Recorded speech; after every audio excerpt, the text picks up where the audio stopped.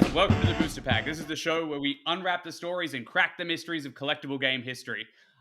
My name is Rands, and I am super excited today because we are joined by a very talented man. This guy is a performer. This guy is, of course, a game designer, one who has given us a myriad of collectible games over his 25-year career. He has done game crafting for companies like Tops, Decipher, Wizards of the Coast, and written for magazines like Scry and Inquest. And as if that isn't enough, he has also helped bring back a collectible card game out of the brink of obscurity into the modern day and made it accessible and playable once more. And of course, I would be remiss if I didn't mention the collectible card game that he designed himself, starring one of the most iconic fantasy characters pop culture has to offer. That game, of course, was the Conan collectible card game, and my guest today is Jason Robinette. Jason, how are you? Great. How you doing? Good. It's good to have you here. There's just by the sounds of that intro, it sounds like we're gonna have a ton to talk about. Oh, that'd be great. Yeah, absolutely. Well, I like to get a nice little easy start. You know, not go straight in the deep end. Dip the toe in. Let's start with actually how you started playing tabletop games in the first place, because it wasn't starting with these some of these games I just mentioned. No, I was fortunate enough to grow up in a house where we would play board games as a family. You know what I would probably cringe at a little bit today. Monopoly, Risk. Was the early days when I was probably before I was 10, and then we would move on to some more advanced games.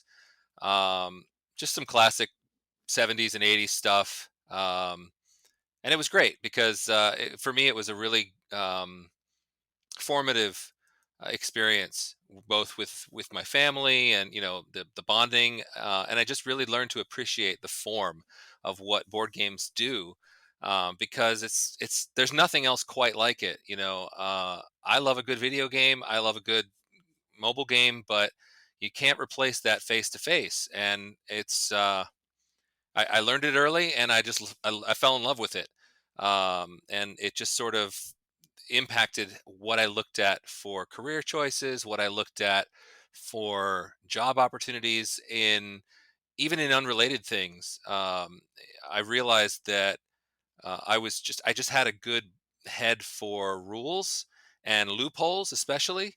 And I was at jobs where I was consulting on legal documents, even though I'm not a legal person, because I could see where the holes were. I could say, well, this says you can do it, this says you can't do it, and I'm reading it like it's a rule book. And how would I break it? And it's really served me well. Yeah, it's been great. It reminds me. It reminds me. There's a Jerry Seinfeld bit where he says that lawyers are just the people who've read the inside of the box, referencing board That's games. right. So that's That's right. Exactly. Exactly. so that's a familiar feeling. Definitely, when you're giving a set of instructions, whether it's applying for registration for a car or buying a house, you always look at it from a gamer's eye if you've got it. And if that clicks, you're right. There is absolutely nothing else like it. And like there's a certain thing that some people's brains that video games hit, but the imagination and the logic that goes into board games and strategy games and stuff is unparalleled. Yeah, and it even impacts things like user design, user interface. Just what games do it well and what games Hmm. do it poorly, and you can kind of remember those things even back from years past and say, oh, I really like the way they did that, and you can apply it in other things. So I have a musical background too, and Hmm. music is one of those things that can apply to a lot of things, but unrelated or seemingly unrelated fields. I think games are the same way. I think that there's a lot that you can learn from playing games that you can apply in things that have nothing to do with games. Um, you know, eh, Even when it comes down to some games where it's about bluffing or negotiating, you learn how to interact with Hmm. people. You learn how to read people. You you wouldn't do that. You wouldn't get that experience outside of a game, I think, or it'd be very difficult to do so. I Absolutely. think you can I think there are probably some fields where they'll even use games as part of their training regimen because of that, because it's a different experience. It engages a different part of your brain, especially when you're focused on trying to win and you have a goal. What do you pay attention to and what do you ignore? And that can be super important too. So Well, I completely agree, and it seems to be on this burgeoning show seems to be a solid theme from all my guests that what they learned in those early days playing games, or have learned from games, has applied to their real life. And even to your point about the fact that they use games as an educational tool, like, games as a tutorial or something. Our previous guest Justin Gary actually makes games for a business school, an entrepreneur game, to sort of give it those how am I going to win? How am I going to manage my resources? Where am I going to place my workers? You know what I mean? Right. Right. Yeah. Definitely. Um, okay, well, let's get to the meat of this show's conceit, which is collectible games. So you have something that I don't have, which is the privilege of actually being around when collectible games hit the scene. So I want to hear about your first impressions of what I assume are the first ones that you ever played. You know, it's funny. I avoided them early on. No way. I, you know, I was in college when Magic first hit, and I thought it was stupid looking. I wanted nothing to do with it. I spent a lot of time in the computer labs, and I was playing online games or whatever in between classes, and I started to see people playing this game, and I thought, it just didn't appeal to me. I didn't understand it. I didn't really take the time, to be fair. Hmm. But I knew enough to say that, oh, it's the hottest, latest thing, and it was spreading like wildfire. And I Hmm. started to see it in my Yeah. local comic shops. I started to see, just people were lining up for it. There were limits, and I thought, well, I don't want to get into something I can't even buy, so I avoided it. And I even had people pay Yep. me to stand in line to buy product, and I'm like, sure, I'll do it because I'll make some money on it. Um, you know, College student, of course, you want to make money. So I would Yeah. stand. I remember I bought packs, I bought decks that are worth so much money today, and I just handed them over. No big deal. Yeah. Like Um, early Magic stuff. We mean. yeah, it was funny when I look back on it because I could have been in on the ground floor and I just didn't want it. So I jumped in with Star Trek, the first card game, when that came out, because I really like Star Trek, and I thought, well, hey, now I can get in on the ground floor of something that I really like. So I started to buy that, and it was a surreal experience buying booster packs, buying starter decks, opening stuff. There wasn't really a community still to play at. There weren't dedicated stores. There weren't really dedicated places to play the way there are now. And so it was kind of like find somebody who play and see what you can do. But again, there was no uh, internet the way there is today either. It wasn't like you could just find somebody. There wasn't a specific official website where you could meet people. So it was, hey, I see someone standing next to me in line. Do you play this game? Hey, do you live nearby? It was weird, but I also lived in. I had moved to New York City, and so it was easier, I think, for me to find people because there was just so many people around. And I ended up buying enough stuff and realizing the value in it that I was putting the extra cards in binder pages, and there was a place, I don't know, 3 blocks from my apartment where there were people selling books and comic books and stuff. And so I took my binders of extras and I would lay them out on the street, on the sidewalk in front of a Chase Bank, I think it was, and I would just have them out there and people would walk by. And I was in a college area, so there were some people who knew what they were, and I was selling singles. And I thought that was really cool because I'd take that money and I got go buy more packs.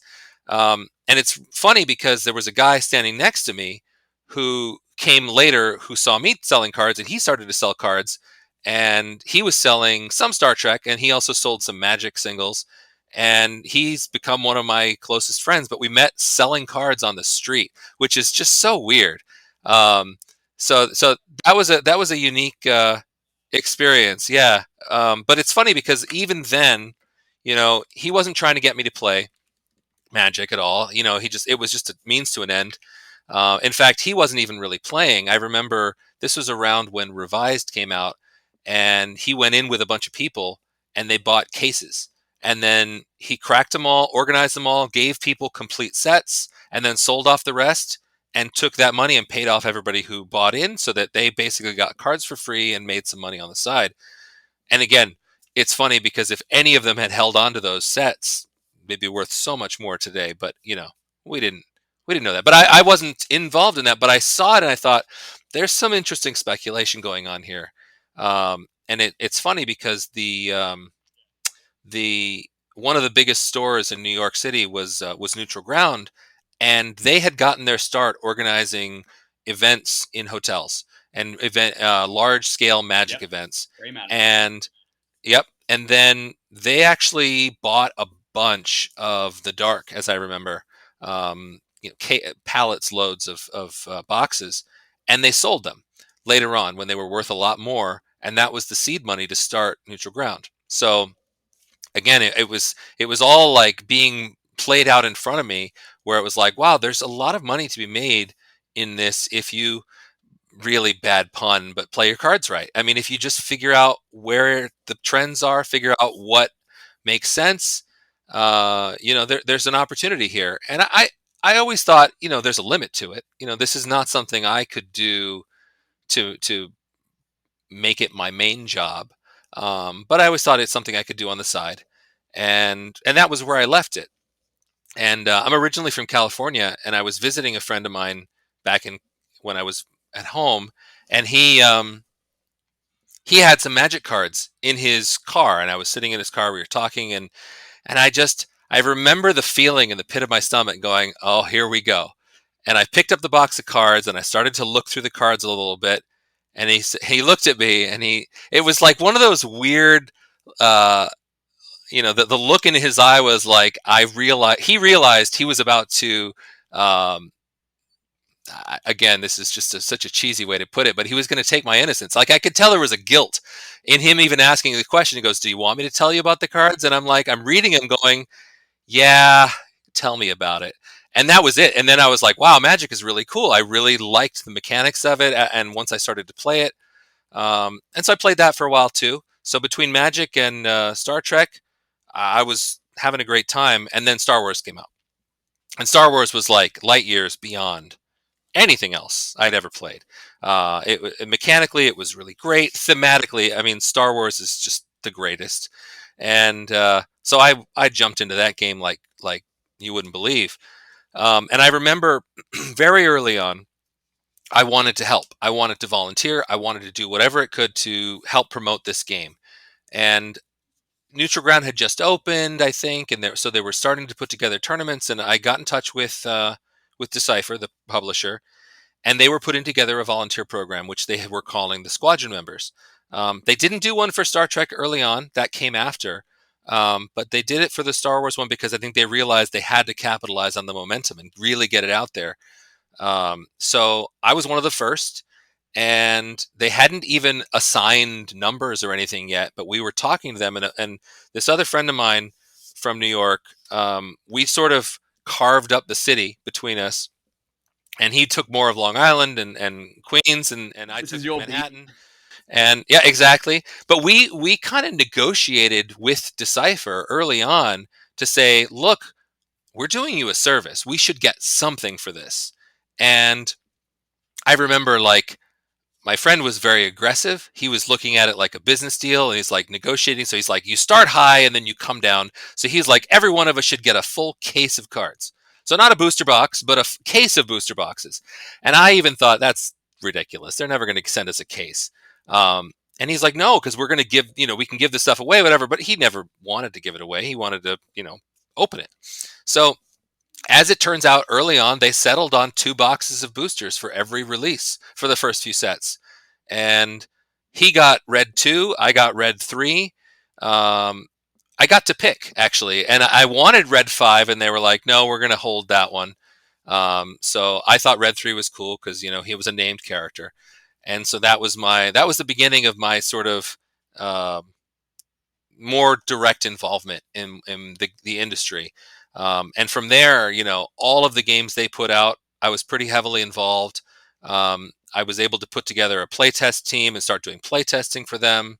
And it was great. It was a great, really good inside view of how it was being done.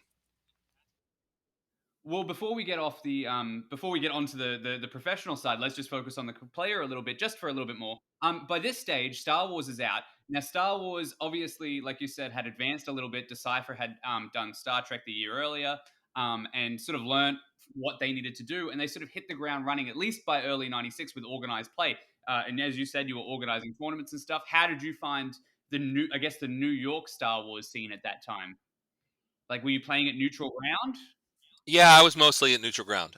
In fact, I think I was almost exclusively at neutral ground. I think I went to New Jersey and ran one or two events a few times, and then I went out to some Long Island stores and ran a few things for people. But primarily it was neutral ground, and I organized it in such a way where it was like I was drawing people to come to me.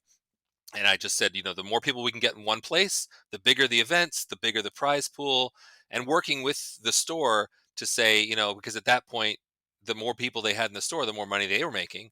So it was in their best interest to increase the prize pool.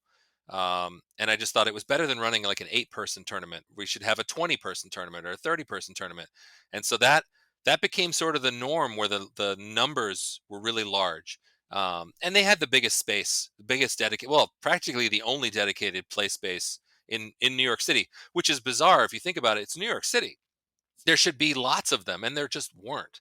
Real estate's really expensive, but you could host 100+ people in a tournament there. There was nothing close to that, and there still isn't, even to this day. So, when they eventually had to close up shop, it was a big loss for the city. But yeah, there's really not a lot of options.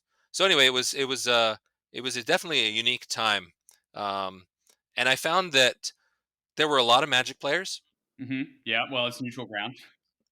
Yeah, and there were a few other games, but it was an interesting dynamic because you really didn't see anything else being played other than maybe two people sitting down and playing it together. Trying to get people to play new games was a trick, was a real challenge. Trying to get people to play Star Wars that weren't already playing it was a little easier because it's Star Wars. But even then, if they came into neutral ground to play Magic, they were there to play Magic. They weren't interested for the most part in trying a different game. So it was almost like you had to find the people and bring them in, and then try to keep them playing Star Wars, because if they left and started to play Magic, they were stuck on Magic. And vice versa. I think there were some Magic players who became Star Wars players, and that was it. Trying to maintain multiple collectible card games at that point was very expensive. Again, there were no online retailers selling them boxes at 40% off and stuff. It was retail or nothing for most people. So it was a very expensive proposition to maintain one game, not forget two or three. So And same is true still today, right? Like, but there's so many good games that come out of it, and it's one of the biggest struggles I think collectible games has always had, right? Like, it's so once you're in a game, it's a lifestyle game, right? It becomes your lifestyle. It becomes like it did become your lifestyle. You ended up obviously volunteering and then later working.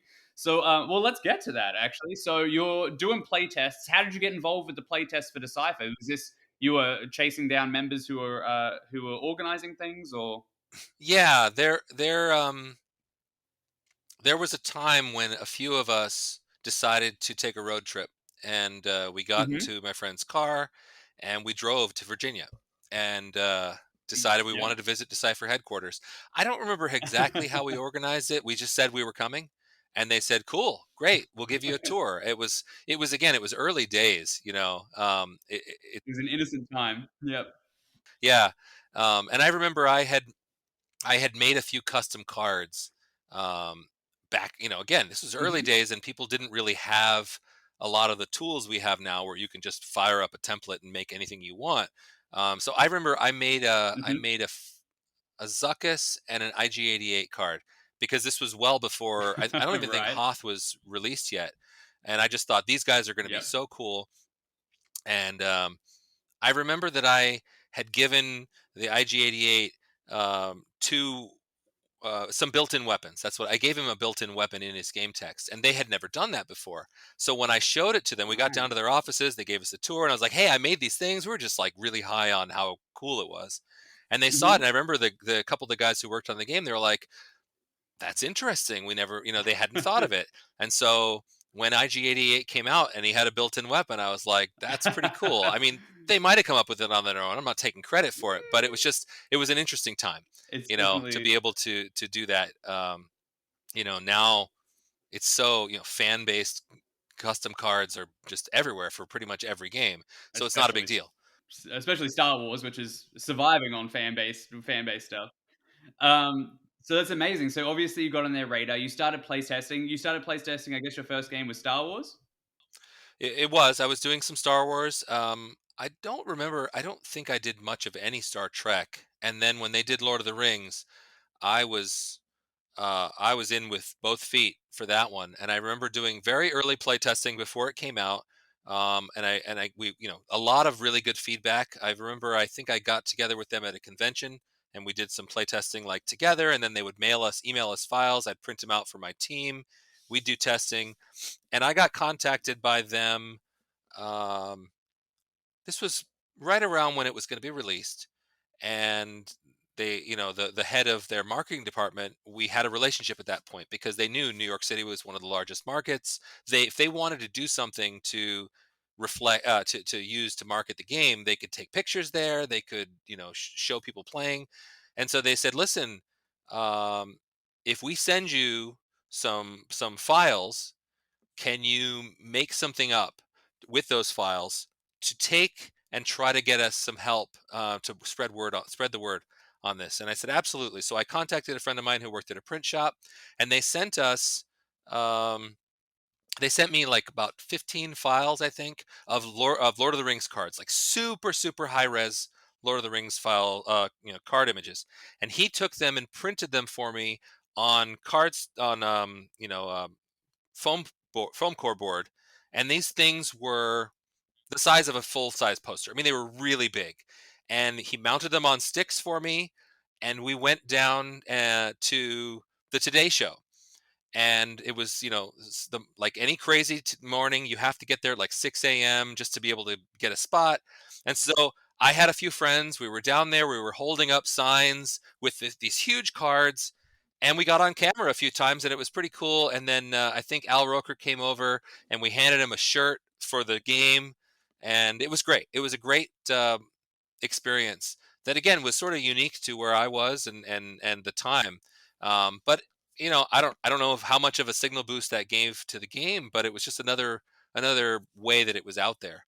Um, That's amazing. That is some guerrilla campaigning for sure. I love that. That is, that no wonder that ingeniousness got there. That's fantastic. And obviously, Lord of the Rings would have been in the news because that game coincided with obviously the Peter Jackson films, for very particular reason, obviously. Okay, wow, that's amazing. I just wanted to jump back to your earliest playtest days. I did see, you were credited at least as a playtester for some BattleTech games. What was that experience like? How did it differ with Wizards of the Coast or Decipher? Did it feel different? it's funny. I don't know if you can see, but like most of my wall over there is BattleTech. I couldn't actually. I saw some Transformers. Yeah, so sorry, it's all the BattleTech stuff. I've been playing BattleTech since I was in high school. Actually, it's probably my first. It's in my top three games of all time. I just love it. Um, it's an acquired taste for some people, but I just think it's great. I love the universe, and so when they made a card game, I was like emailing and contacting people going, what can I do, what can I do, what can I do? And so I was an early playtester with that game right after the first set came out. And yeah, it was different. They have a very regimented process, and you know it instilled a good um, ethic in me for playtesting, which I've sort of carried with me throughout, which is uh, you can't just give your feelings about things. You've got to back it up with statistics and with examples.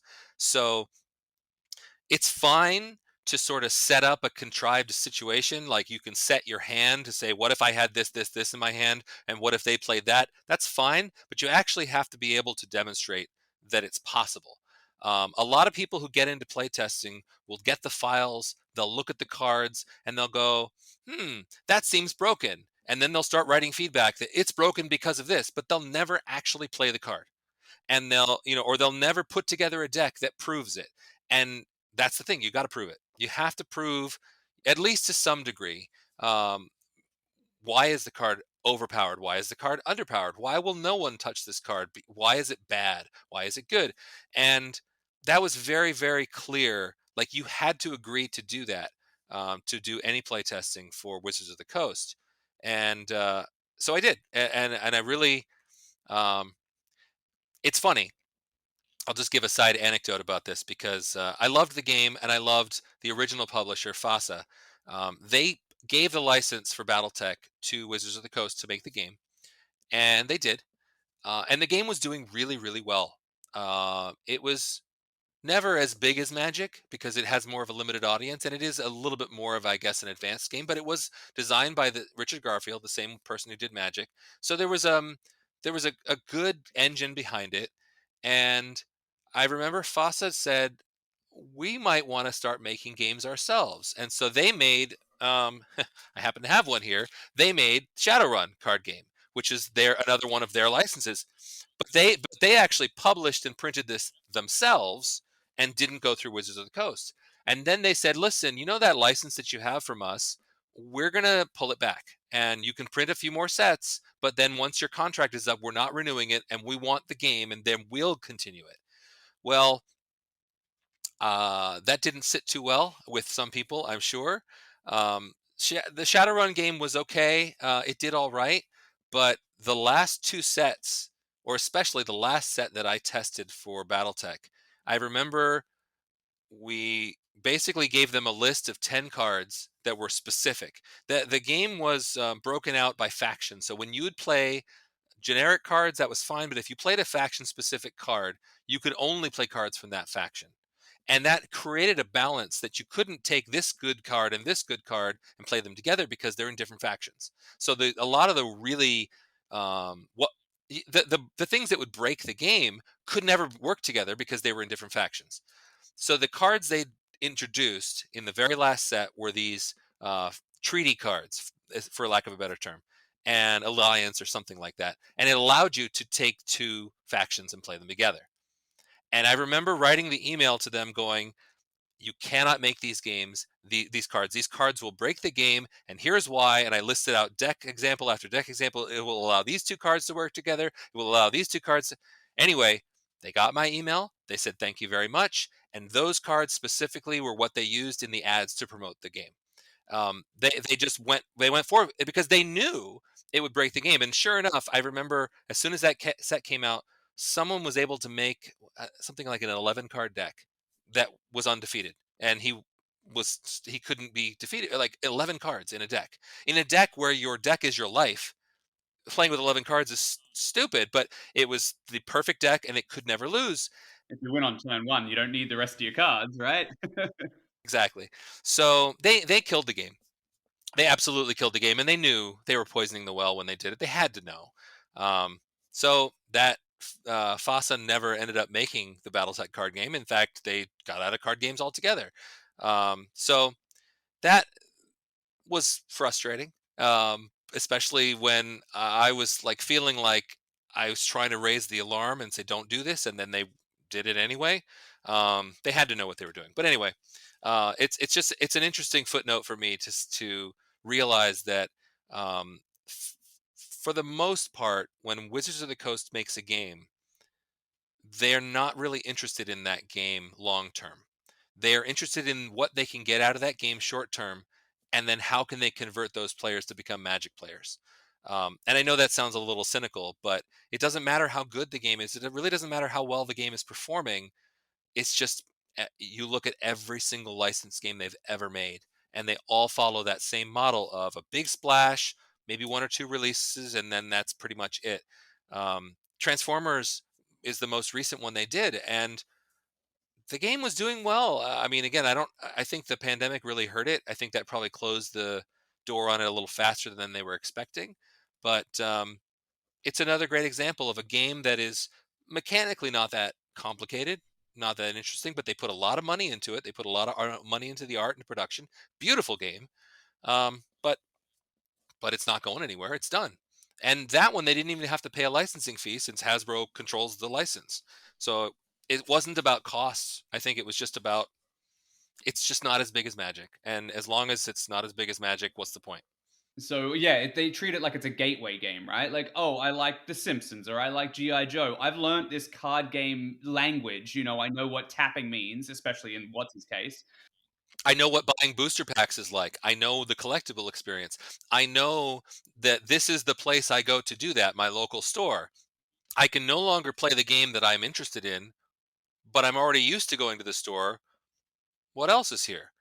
And then, Friday Night Magic is super organized and great, and it works. It works really well for them. I mean, hey, without Friday Night Magic, I think we'd have probably a third less stores out there because it's kept a lot of them afloat. So it's done really well on both sides. Yeah, there's definitely a macro economy to the entire thing, and it looks like they've solved their problem now with the. I don't know if you've seen it, but they've announced that they're going to start bringing extra universes into the Magic system for the first time. So we'll see how that lands. Yeah, it is probably one of the most divisive things they've done because there's people who love it and there's people who hate it. I think the thing is Magic has always struggled to find a theme, to find a story. They've tried, but the problem is the gameplay itself is not super thematic. It's very basic. You cast spells, you make creatures attack your opponent, and that's basically the whole game. There's not a lot of theme in that. So all the theme they've tried to add on is flavor text on cards, characters, and so forth. They've tried to, movies and video, like they've tried all of that, and it just nothing really seems to stick. So when you're sitting down to play a game of Magic and your opponent's playing creatures and stuff, it is what it is. It's fine.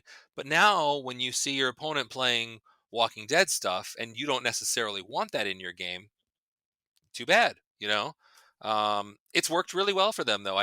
They've sold a lot of product that way. The Godzilla stuff, the My Little Pony stuff. Some people just eat it up. Yeah, it's a licenses. Yeah, and it's like what you would see online maybe 7, 8, 10 years ago, where people were making fan cards of Godzilla in Magic the Gathering, and nobody would have believed that was actually going to happen. It was just all this like, oh, that's really funny. There's Conan the Barbarian as a Magic card. Anything's possible at this point. Oh, well, there's everything from like you said, Kermit the Frog to Donald Trump, like magic cards or whatever. And people have always thought that it was a humorous thing, but now The door is open. so that door is open. And obviously, I think they saw how much money they made from those aforementioned Walking Deads, and like you said, their Godzilla cards were such a crossover moment, right? They actually sort of brought in people who from other fandoms to be like, oh, this magic thing, I'll buy it regardless. I don't know how to play. It's the new It gateway proved. rather It than. proved its. Yeah, it proved that it was a viable strategy for. For sure, for sure. It's interesting. We are so far off topic, but I still love it. This is. um, I love this industry so much. I could talk about it Me too. nonstop. So Me too. Absolutely. Okay. Well, let's get it. Let's right the rails. Get back onto the main line. Okay. So we were talking about you at Decipher, and you were doing stuff for them, but all. So let's say that's like throughout the late '90s. You're doing play tests and stuff like that. Eventually, you end up through play testing. Coming across a new game, a brand new game, not a licensed one, not one by a big company, one by an actual a start, almost what I guess we'd call nowadays a startup. Ophidian. Do you want to talk about how you got involved with that? sure, yeah. So I was at neutral ground, and oh no, I actually no, sorry, it was at the Complete Strategist. It was a retailer. They had a bulletin board. They still have a bulletin board by their door, and someone had put up a little thing saying playtesters wanted for this new game. And I don't know what it was about the note. I think it was handwritten, um, but I took a thing off and I called the number, and I was told, show up at this address and we'll see what we can do. So I did, and I went, and it was these three guys in their early 20s who had designed a game, and they had signed a deal to print that game with Fleer, who had really had mixed luck with card games prior to that. But as I would find out later, they were in serious financial trouble, and they were looking for anything to pull them out of it. So they had some cards, no art, anything like that. and they said, "Hey, look, and we'll show you how to play the game." They showed me how they played the game, um, and they said, "We'll send you home with printouts, and you can make your own deck. And the next time we get together, like in 2 weeks, you can play a game." And I was like, "Do you mind if I just go make a deck right now?" And they're like, "Really?" And I said, "Sure." And so I just sat there cutting out cards, and like 15 minutes later, I said, "Let's play." And they're like, "Okay." And I just completely wiped the floor with the other guy, and they were all just like, "What? I don't get it." And it was like, well, I've played a lot of other games, and I recognize that if you do this and you do this, this is how you win. Like they had the core elements to make really, really powerful combos. They just hadn't necessarily put them together that way before. And I said, look, if you put this and this together, it's not going to work because this is what everyone's going to do. The most powerful things always rise to the top. And if you can't balance out a set, then 10% of the cards get played and 90% of the cards get ignored. And so that was sort of the very beginning of that relationship with them. And it was great. I was able to put a lot into it. I added mechanics to the game. I added a new card type to the game, to allow someone to come back from behind. Ooh, catch up mechanic. Yeah, because there was no way to catch up. There was no come from behind. It was a steamroller game at that point, and those aren't fun if you're on the receiving end, and there's no way you can win. You might as well just scoop, and it just didn't really work. So having a way to come back a little bit, was good. So I remember that I took a trip down to Fleer headquarters, which was in like central southern New Jersey, to meet with Fleer, because I think Fleer had found out that I was working with them, and I was a little older at that point. I think I was in my early 30s at that point. And they wanted to meet with me because they'd only met really with the kids. I call them kids because at that point they were kids. But they'd only met with them before. And so they sat me down and talked to me, and they wanted to talk to me separately, which kind of made the guys a little upset because they were like, "What's going on?" Um, and they offered me a job. And I said, "Sure, absolutely." And the job was basically to be the intermediary between the designers and Fleer, and also to sort of build them an organized play program, and try to and organize how things are going to be presented at trade shows. And so I was able to take a lot of what I had learned in my working volunteering with Decipher, and apply it practically. So I was able to set up the booth, and to say, you need to have this, you need to have this, which promotional items they should print, and they went for all of it. It was great, and it was it was an interesting time. It didn't last very long. Again, as I found out, they were millions in the hole, and they were just looking for anything to save them. I think they were also working on a rap CCG at that point. They were trying anything. Oh, the weigh-ins one? Yeah, Yeah, yeah, yeah. I remember dozens, something dozens. yeah, that was the one. Yeah, yeah, Yeah. exactly. It was an interesting time, and the thing that Fleer had for them, going for them, which was very helpful, was that they were used to doing trade shows. They were used to doing sports trade shows, and so they had a booth that was like this really cool arena, and where they had these slots up in it where they would put huge, massive printouts of cards, of sports cards. So when it came time to do Gen Con, the big gaming convention, they took that booth, which really there weren't that many big booths at Gen Con at that point, and they had these huge gaming cards. So it really drew attention. And I think we got a lot of people coming in to take demos that might not have done it otherwise, because it would have looked more like a startup company. But it looked so established and professional that it really helped.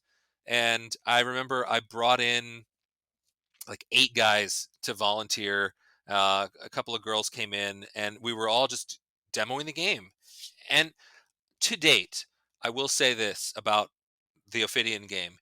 I have still, to this date, never demoed a game where the percentage of people who had a positive reaction far outweighed any other reaction. But more importantly, the number of people who said, "I don't like it," or "It's not my thing," was almost nothing. Like, usually when you demo a game, there's always a fraction of people who are like, "Oh, that's nice, but it's not for me." No, everybody was like either super gung ho or like, "That's a good game," and that was cool. And people were buying stuff like right away.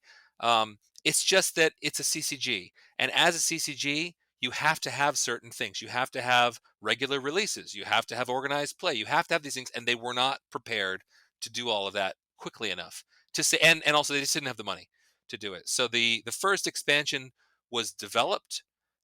About three-quarters of the art was completed, and then they just went under and disappeared.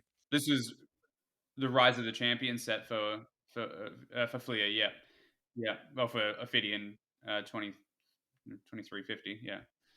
Wow. Yeah, yeah, because I know that they ended up, or at least the publishers, like the three guys, the game's original designers, were put that out afterwards, and obviously I don't think we got any art with it, but that's it's a total shame. So you think that maybe if Fleer hadn't been in the situation that they had been in, the game might have had a better chance? I do. I think it's a really strong game. I think the thing that makes the game great to me is also one of the things that makes it a difficult game to have a large audience, and that is the number one factor in that game to how you win, whether you win or lose, is player skill. How do you play the game? Meaning, I could take a deck of junk and I could wipe the floor with somebody if they're not a good player.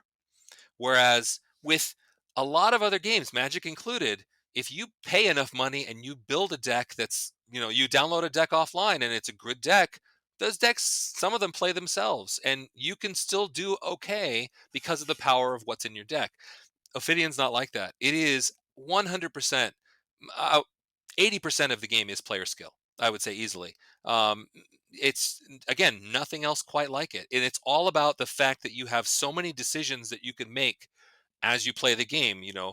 Where do I put my characters? Who do I attack with who? Positioning actually matters. It's very, very strategic and tactical, in a way that no other games really have that to that degree.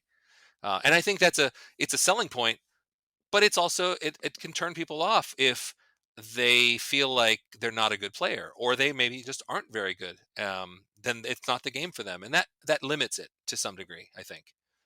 I would agree with that. I think the thing I see when I look at Ophidian is it is a game where the game, by its very nature, lives in the tempo of the play. It lives in not what you're playing, but what you're playing next to play next to play next. I mean, the resource system is essentially how many extra steps do I get to take over somebody else, or when is the right time to pass my step. I think it is an absolutely correct game that it is easy to get steamrolled because, like you said, there is a myriad, a ladder of choices of different things. And sometimes the right choice is to stop, not just play and play and play and play. And I think that that's completely accessible. I think that the theme is completely universal. Everyone's seen a Mad Max movie or something like that, and I think that's really enjoyable. And I wish more people would embrace it that way. But to your point earlier, when you were talking about first playtesting it, people are always going to play the good stuff that wins as well. So it does push out. It does push out like that. That competitive nature sort of does push out a lot of people wanting to play casually. Yeah, it's not a casual game. I mean, it can be, but if you care about winning, or more importantly, you don't want to lose, it can be frustrating if you haven't invested yourself. I think you have to, there is a beer and pretzels feel to some games where you can check out a little bit and still do okay.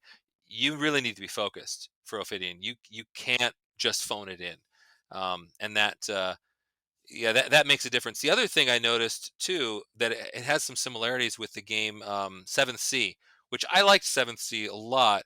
But the main problem I had with that game, it's actually similar to L5R as well, is there's a lot of setup, and you're doing a lot of building.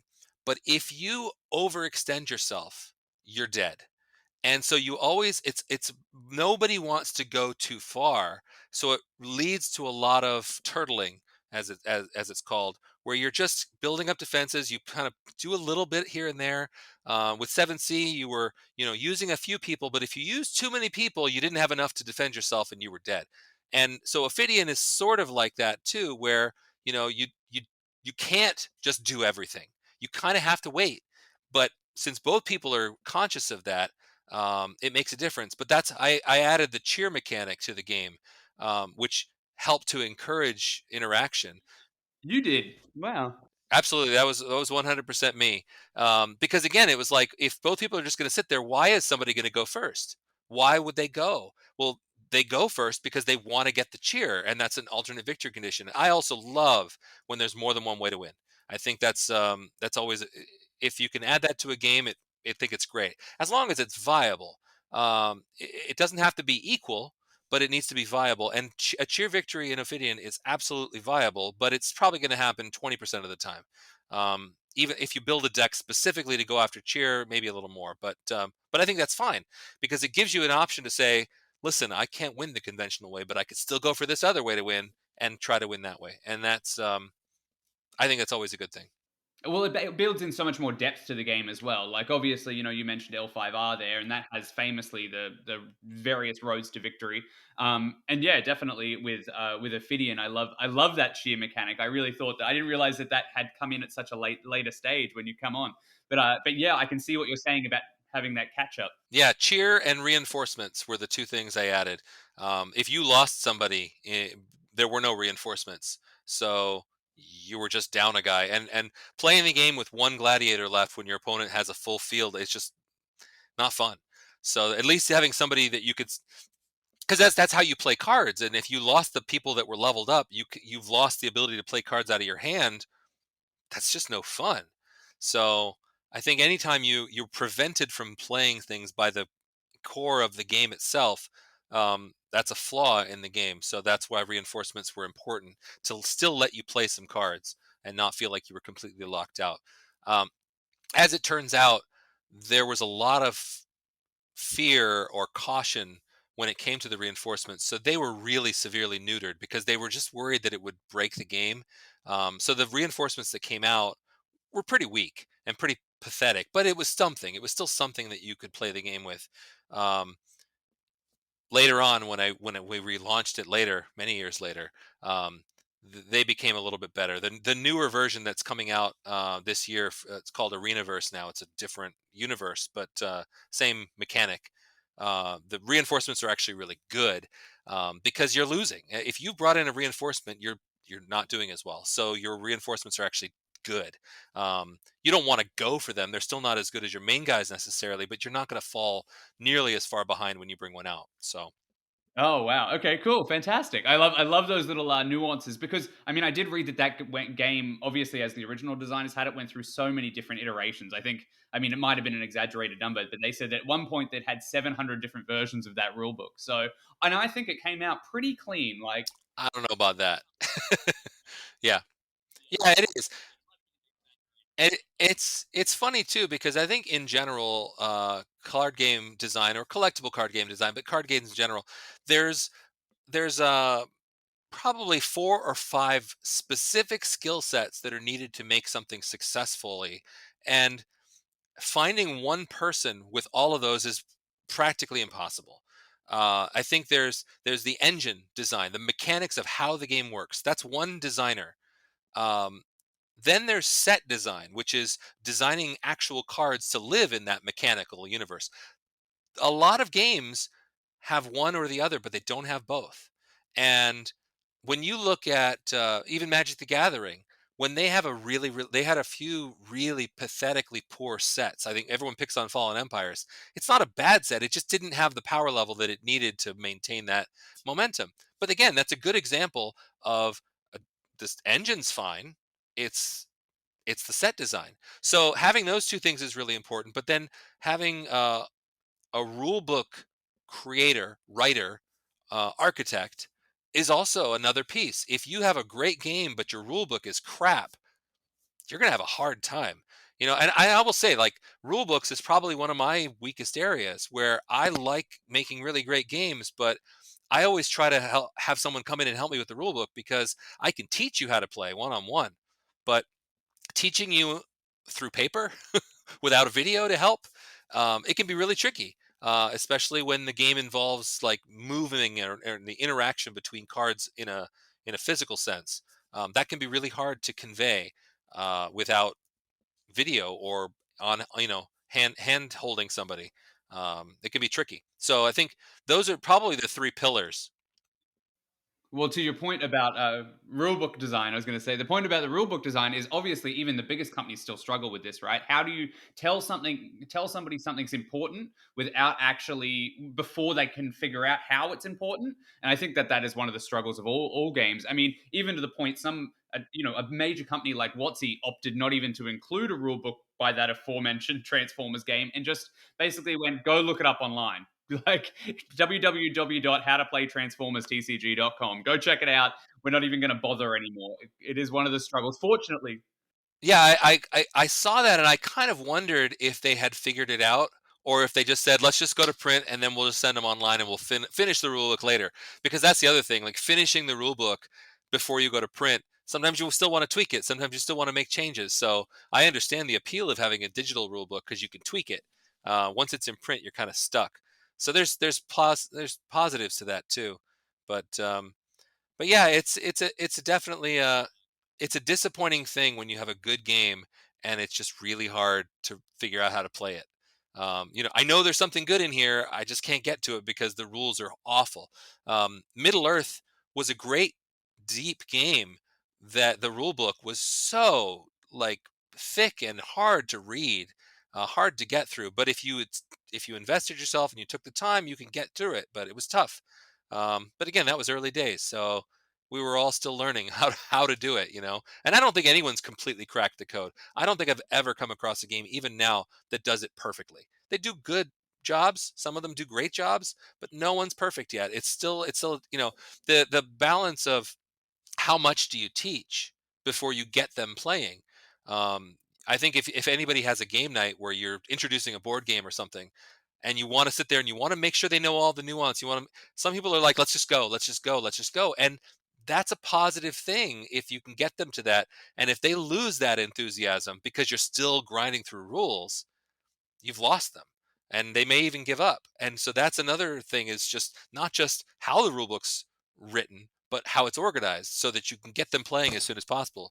Because if it's a great game, that should come through the gameplay and it should encourage them to then go back to the rule book and learn all of that extra nuancy yeah, stuff. well, exactly. They've got to figure out they like the game before they're going to invest 3 hours in trying to play it. You know what I mean?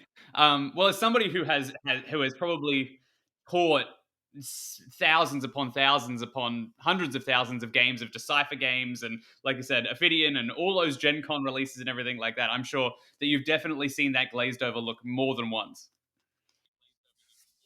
Oh, absolutely. And it's funny too because that's a skill. I think teaching games is a skill, and figuring out when that glaze happens is important, but also it's a sales pitch ultimately, and you need to, you can't just walk into a car dealership and sell a car with no experience. I mean, you might get lucky, but everything takes practice and everything takes repetition to figure out what works and what doesn't work. And my gosh, when you're demoing a game at a table and there's someone next to you demoing a game and you hear something they say and you're like, "Ooh, I like that. I'm going to take that." And then they do the same with something you said, and it's like the teamwork where you're not even intentionally doing it, but like, "Oh, that's a really clever way of putting it. I like that." Or, "Oh, he teaches it where he does this piece first. Oh, that actually makes this easier." It's so great. And it's weird. I actually like that, just that learning experience, because if you can come out with this super tight script where you're like, I do this and I do this and I do this, that's a game, because you're teaching people how to play a game, but you're playing the game. The game you're playing is a different game. And if you win, then they love it and they fall in love with it. And if they hate the game because of what you did, then you failed.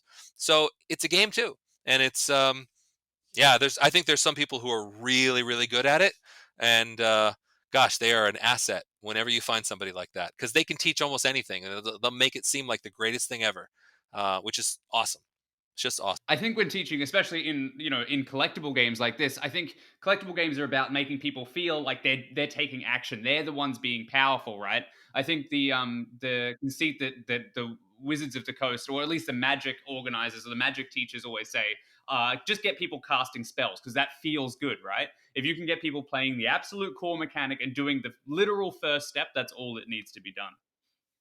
Anyhow, we're we are so deep in, and we're only like, not even halfway through where I was wanting to get. So, just quickly, a quick side note, not something that comes up often on But there was a game that I was really fascinated by, and I learned that you were involved with it recently. There was a Chilean card game called Myths and Legends. So listen, that that is, oh my gosh, that game, Myths and Legends, Mitos y Leyendas. Has its own Um, movie. that game, it does. That game was responsible for a lot in my life. So let me walk you through the let me walk you through it, because this is, it's a story. It's a story and a half. But um, I was working at, I don't remember where I was working, but I left my main job to take a job in the industry for the first time. I don't remember exactly what year this was, not 2004, 2005. But I was brought in to head up the gaming division of a company called Genio. Now, Genio was making, they were making the Mighty Beans game at that point, and it was a game that was already done. Mighty Beans are these little plastic beans, and the game was card based. It was a collectible card game, but you would actually like flick the beans across the table and try to do certain things, and then the cards would interact with that. It was a fun game. It was a very light game, but it was a fun game. And Toyetic yeah, CCG, yeah. and now that company, that was their only game at that point. They hadn't done anything else, but they'd done like jelly watches and like backpacks for kids and just all kinds of mass market stuff. But they decided they wanted to invest in games, and so they they were approached by Sallow, the company that did Myths and Legends at that point, and they wanted to see if they could bring it to the United States. In tandem with that, Genio went after the Stargate license, and I'll come back to that because it's important. But they went with this Sallow company. They went with this game, and to be honest, if anyone has played the game, it is essentially if you took Magic the Gathering and the Star Wars CCG and smashed them together. Mechanically, a lot of the game is very Magic-like. There's things that are better than Magic, I think, because the way that resources work, I think, are better. You don't tap lands. The way you build up mana, just I think the resources are a little bit cleaner. But the way you lose life is off of your deck, and there's some interaction with that as well. So it is sort of a Star Wars CCG slash Raw Deal feel to that, and which is funny because Raw Deal is incredibly popular in South America because that game is really Myths and Legends is huge down there for them. So you take the mythologies of the world, you take some very successful mechanics, and then the thing they did, which worked really, really well for them, is they looked at the price of a pack of Magic and said, we're going to charge half that. And so that game outsold Magic down there like crazy because it was affordable, it was really cheap, frankly, and it was great. It played really well. And there they have photos, they had photos of tournaments with 200, 300 plus people on the regular. I mean, this was just crazy. So, huge game. And they said, listen, we want to spread it around the world. So, Sallow approached Genio and they said, we're going to print up an English edition of the game. So, they made Brotherhood and they printed it up and shipped it. All that product came to the United States, and they started to already work on the second edition, which was Sacred Swords, which was the Arthurian legends, and they started to make that in English as well. And that was printing, and I was out there demoing the game, promoting the game, and so we had Mighty Beans and we had Myths and Legends, which were on different levels from each other, but yeah, but mechanically they weren't that far apart because Myths and Legends wasn't a terribly complicated game, but thematically completely different. So that was all happening. Now they were also trying to do Stargate, and I said, uh, I love Stargate. I thought Stargate was a cool license. I started working on a design, and I also was doing my job, so I solicited designs from designers. And I remember I got this one design that I thought was really intriguing. I didn't love it mechanically, but visually, this guy was doing some really great stuff. And I sort of tucked it in the back of my mind. I reached out to the guy and I said, I'd love to I'd love to work with you on this, but um, I kept working on my own design for the game. And I remember taking a flight out to LA and meeting with MGM and pitching them my design for the Stargate game. And they were like, we love it. This is great. So my bosses were happy and I was happy and everything was great. And this was, I think, November, December. And so we're getting to the end of December, and I'm going to fly home to California to visit my folks, or to, I think they were taking me on a cruise or something, um, which was cool. My grandparents, who were still alive at that point, loved to go on cruises, so that was the thing. But not the point. Point is, I'm in the cab on the way to the airport, and my phone rings, and I answer it, and I said hello, and I recognized the voice. It was someone I worked with. She said, "Please hold for the company president." And I said, "Okay." And that was a little It's either really good or really bad. off put. Yeah. So he comes on and he goes, "I'm going to read a prepared statement." And I was like, "Okay." Anyway, long story short, uh, they had sold a lot of their mass market product to CVS's, Rite Aids, that type of store, mass market stores. And apparently someone had accepted, as in signed off on, a return of close to $1 million in product. They weren't supposed to accept returns. It wasn't part of the deal, but they did. And that money had already been given out to, the investors as profit. And so essentially, I know there's more to it than I'm making it out to seem, but it was fraud. And people were going to go to prison over this. So if it had continued. So they were like, the company's closed immediately. No severance, no nothing. Everyone's done. Like, and I was like, oh, so I'm not going on vacation. I'm unemployed. So that was the weirdest vacation. I remember when I got back, like 2 weeks later, I got back and the company was gone, and I had to bribe the security guard to get back into my office because it was just office space on an office building. And I went in there, my desk was still there, most of my stuff was still there, a lot of my stuff was off my desk. They had sold off the computers and stuff, but I was able to get most of my personal effects. But that was it was done. And I was like, okay, so my first job in the industry is gone. So I remember 2 months later, uh, I got an email from someone at Comic Images. And he said, "Hey, I heard you were involved in this game. We'd love to meet." And they were talking about myths and legends. So I said, "Okay, great." I met them at a diner. We sat down. We just talked for, I don't know, 45 minutes or so. And I walked out of there with a job. And I was like, okay, this is great. And the job was 100% come in and help them sell myths and legends. And that was it. That was the job initially. And the reason is that product existed. So when Genio went under, that product needed a home. And so Salo sent it over to Comic Images for free, essentially. If they could sell it, they could great. If they couldn't sell it, they'll do what they want with it. That was the agreement. So I went to trade shows for Comic Images, and they decided they also wanted to enhance their gaming options at that point. They had the only game they had at that point that was doing anything was Raw Deal. But that game had been out for a while, so I remember it was sort of, they're trying to figure out what was going to happen. So they went after 3 licenses. They went after Godzilla, which never launched.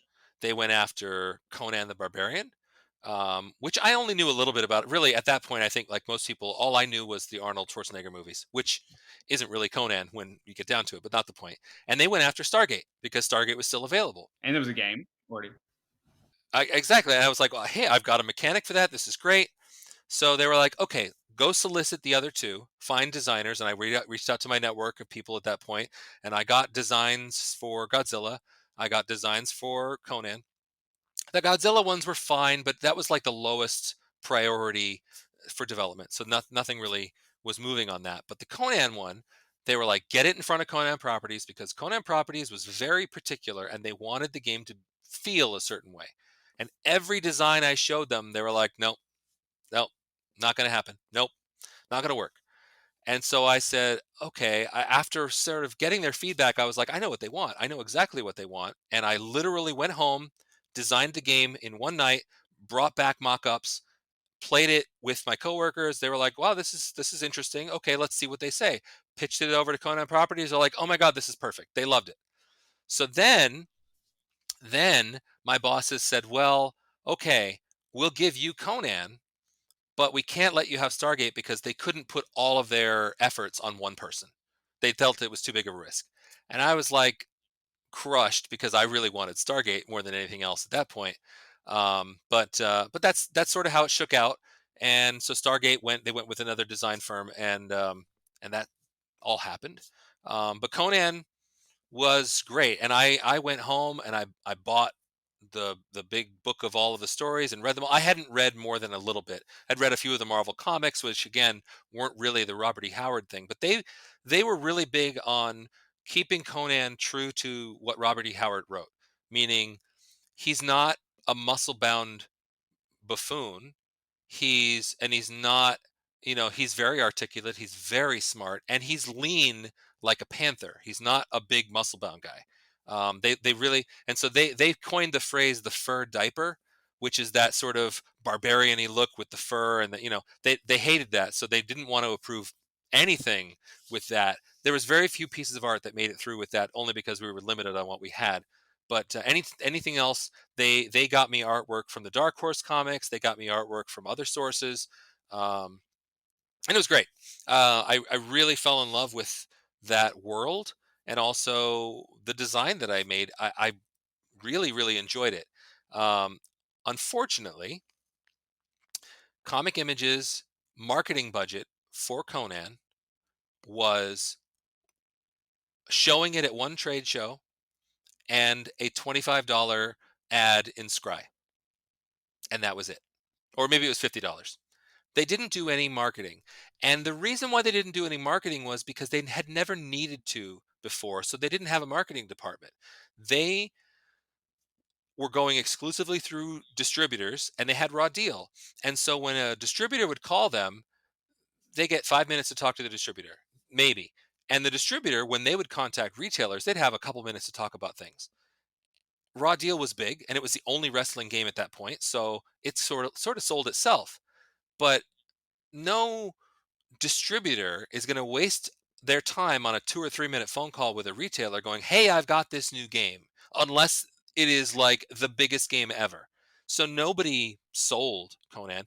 In fact, even 2 or 3 years later, I could talk to retailers. 3/4 of them had no idea it even existed. They never heard of it. And there's still people who email me today going, "I just found out there was a game. Where do I get it?" It's like, sorry. So so they canceled it. They also stopped paying to produce Stargate, and the company that had gotten the license said, "We'll fund it ourselves." They wanted to keep it going, and so Comic Images was like, "Oh, sure, if you're going to pay for it, that's fine. We'll do it." So that's why it got another expansion or so. Is because it was funded by the designers themselves. I couldn't afford to keep, funding Conan at that point because it's not like it made a ton of money. Um, so when you get a license, there's usually an upfront fee that's paid to the license holder, and then there's usually royalties. I don't know exactly how it was negotiated, but I don't think Comic Images ever actually paid the upfront licensing fee. I think it was a "we owe you." So instead of paying it, they said they didn't want to just throw money away in their book because it was already failed and it was already done. So they said, "All the product, we'll just send it to you." So they did. So they packed everything up and they shipped it off to California to to Conan Properties, and they sat on it for a little bit. And I contacted them, going, "Listen, I'll help you sell it. I'll do whatever it takes to help you sell it. Like, if you want to give me $10 for every box I sell, I'll be happy to do whatever legwork needs to happen." They're like, "We'll let you know. We'll let you know." And a few months of periodic emails went back and forth, and then I remember I got an email saying, "Hey, let me call you." And the guy from Conan Properties calls me and said, "Listen, I'm really sorry, but the product's gone." I said, "What do you mean?" He goes, "We threw it away. It went into a dumpster." I said, "What are you talking about?" He goes, "It just doesn't meet with what we're trying to do right now." And they were focused on that live action movie, I think the Jason Momoa movie.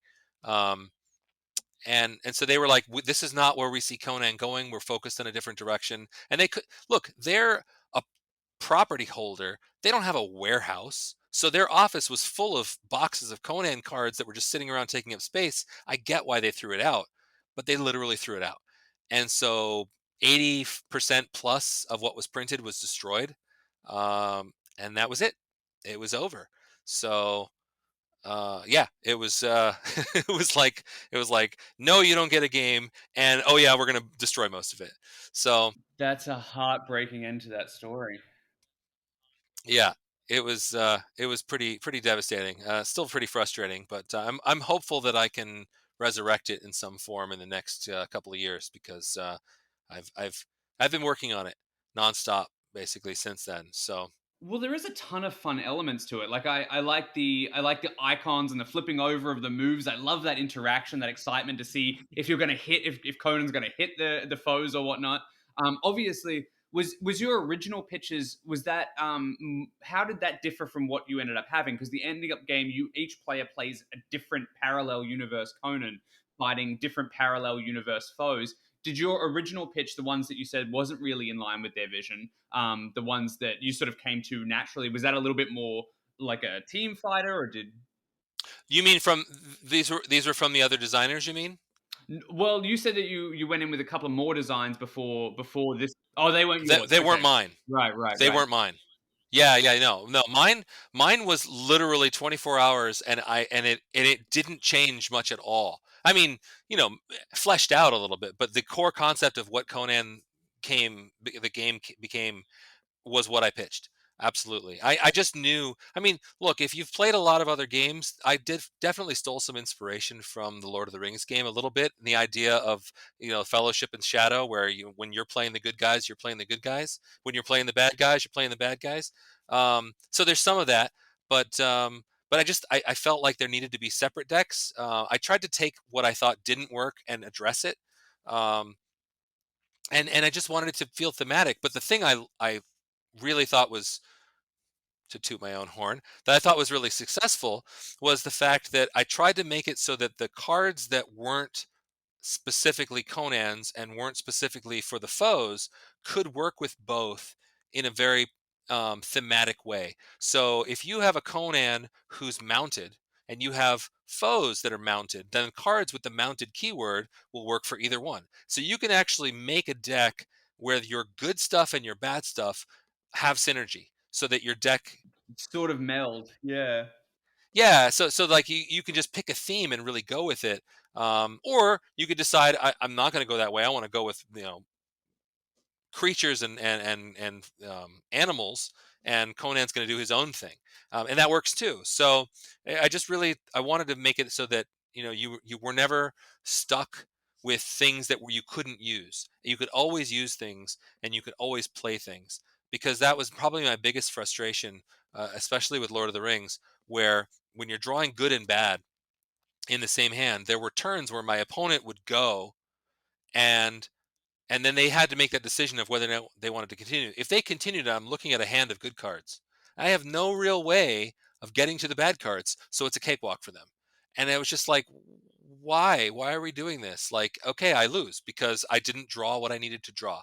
And I think that's probably my biggest frustration with card games in general is the bad draw.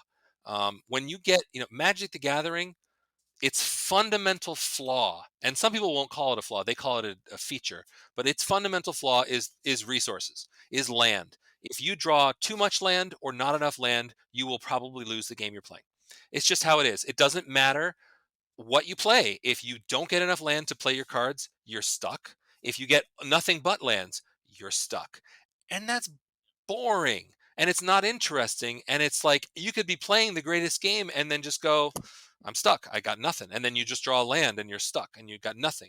That's why I always wanted to make sure that the specific resources were not tied to the luck of the draw. The luck of the draw should be more interesting than that, and not make it feel like I'm going to win or lose this game based on what comes off of my deck next. I think that's a huge reason why I was a fan of the movement mechanic in that game, because anything could become useful in some way. And like you said, there was no dead draw. And even games like even what's his own Duel Masters tries to address that problem with the land thing. They're like, well, why can't every card be a land? Or Verse System. Justin Gary, I had him on previously. His the game he worked on, Verse System, was the same thing. Any card can become a resource. It's funny, the last few sets of Magic, they had the cards that you could play as a land, or you could play them as a card. Modular cards or something. Yeah, which I thought was cool. But it's funny. they've definitely embraced that what I would call a flawed mechanic, and there's a lot to deal with going into your deck for lands, and it's become integral to the game. So I get it. They're never going to change it because it's just cards that find land, cards that search land, cards that destroy land. All of that is just it's just part of the game. It's always been there, and it's just part of its DNA. So I get it, but but yeah, I will always try to avoid. Um, Putting a player in a position where they feel like the game has failed them. If the game fails you, why are you playing it? Or if the decision of who's going to win the game is so out of your control that you might as well have just flipped a coin, why play? I played Star Wars Destiny when it first came out, and I loved it. The idea of it, I loved how it worked. I loved a lot about it, but ultimately the ratio of where die rolls fall in the grand scheme of how the game plays out is a little bit too high. And I went into the first tournament I could find, and I sat down and I played, and I had an excellent deck. I know it was an excellent deck. Everybody who saw it said it was an excellent deck, and when it played well, it was fine. But I realized if I do everything right and I play everything exactly like you're supposed to, but I roll poorly, I will lose. If my opponent does everything wrong, makes lots of mistakes, but rolls really well, they will win. And at that point, I decided we should just be flipping coins because there's no point. Now I know they addressed that in later sets, and I know they went to that, but it was this. There was WotC had the baseball MLB Showdown game, which everything was based on a D20.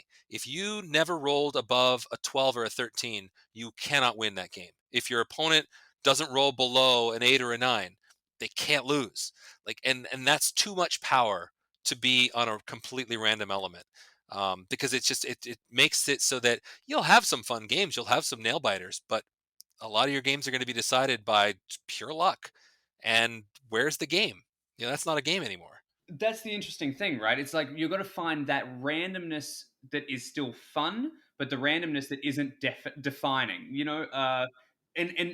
Like you said, with what's he trying to come in and do these double face cards and stuff like that, they're trying to address that. I know that the Star Wars. Speaking of Star Wars, the other Star Wars there, what's his Star Wars TCG was heavily dice based. I mean, it was a fun thematic game, but at the same time it's hard to take those as seriously when like you said, there's Destiny where you can go in, you can be the best player in the tournament, but you rolled poorly in round two, so you got knocked out by you know some fresh faced player who just cracked a deck that day.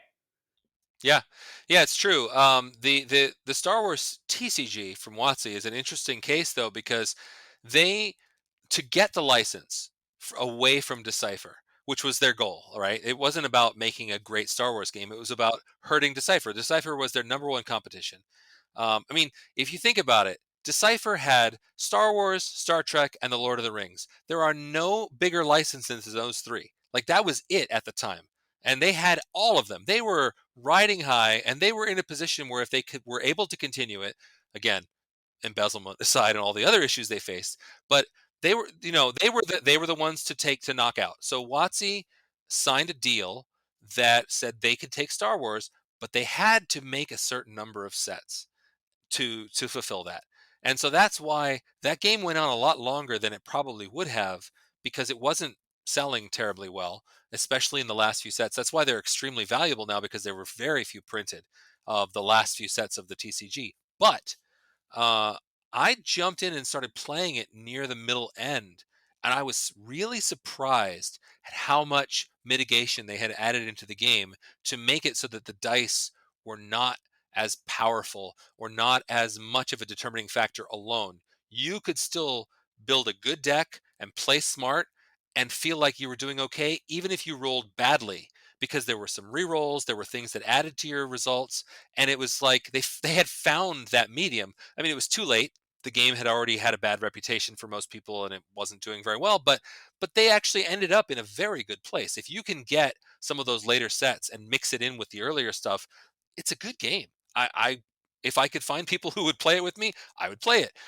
It's not a bad game. It's different than the Star Wars CCG, which is a great game too. But it's interesting to see because you can actually witness the evolution of them trying new things and adding new things to figure out how do we make the game better.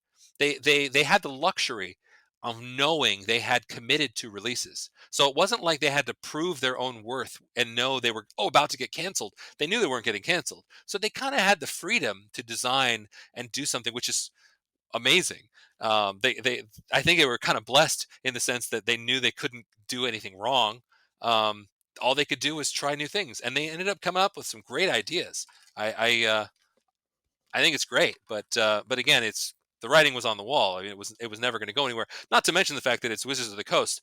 They were never going to continue it anyway because that's not what they wanted. Well, like I said, it might have been a feeder game as well to Magic the Gathering. Well, it's interesting you say that because I know a lot of those later game mechanics, and a lot of the people who worked on those games ended up becoming future Magic creators and stuff like that. And those mechanics ended up working their way into Magic. Some of those luck mitigation mechanics, things like armor and stuff, ended up becoming sets like Magic's Lorwyn and Zendikar, and all those sort of sets actually got fed in from the trialing, like you said, the experimentation that they actually had the luxury of doing in that game, which for most CCG companies, like the ones we've talked about, Comic Images and stuff like that, you don't have that luxury. You don't have that ability to know you've always got something for the next release without having to actually be in market first.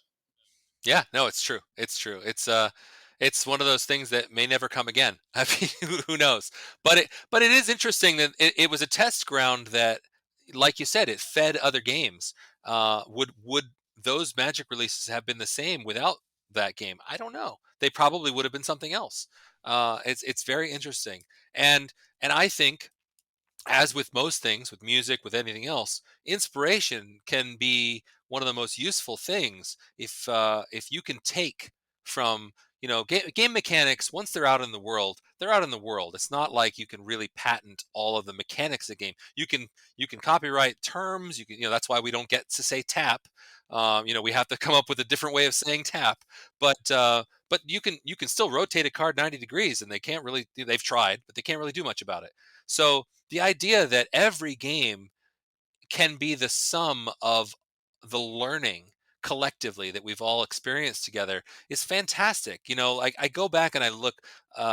We've had the unfortunate luxury of time, too much free time the last year, but I've been able to go back and look at some of the dead CCGs that I remember liking, and looking at them from a different perspective and saying, what was the best part about this game? What was the worst part about this game?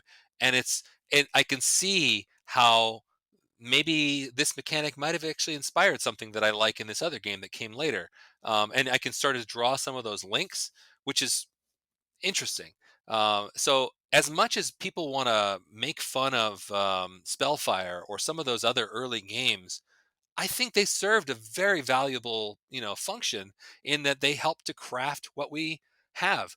Look, doing things wrong can be great for the learning process and give us a better product ultimately. Even the Star Wars CCG, it wasn't like it was a great game by itself. It learned from Star Trek and what came before. So I think it's great, and that's why I look at every game that I've ever had a hand in as both a learning experience, but also just I'm helping out the industry just through every effort that I give, because I know that people are taking notice, learning from it, and saying that was awful what you did, Jason Robinette, but that's great. I'm cool with that. Um, I know that there have been some on both sides of that. So, the it's funny that the Stargate game, my design, um, I pitched it to MGM and they loved it back when I was at Genio.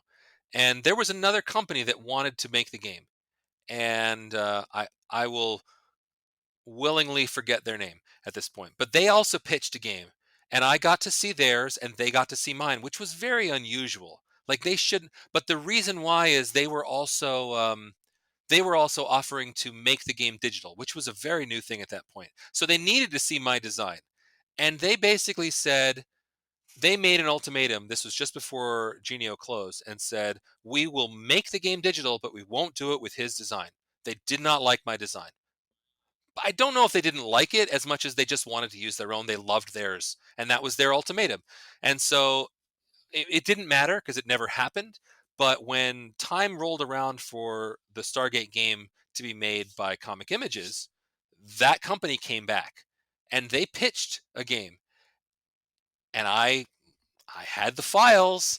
Their game included several mechanics and several concepts from mine, including locking in the symbols for the Stargate, which was not part of their initial pitch back to the previous company. I was the only person who was around who could know that.